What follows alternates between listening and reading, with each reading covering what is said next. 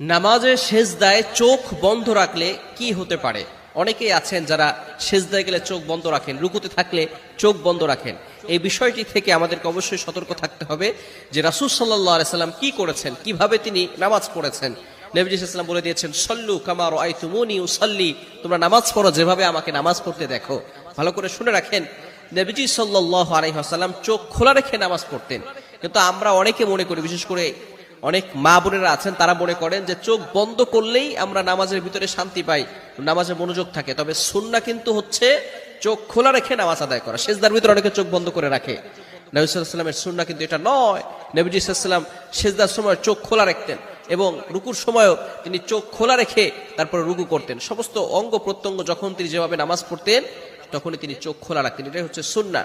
তবে আমরা অনেকেই চোখ বন্ধ করে নামাজ পড়ি। মনে রাখবেন, এটা কিন্তু কিছু কিছু স্কলারগণ বলে দিয়েছেন, যদি সবসময়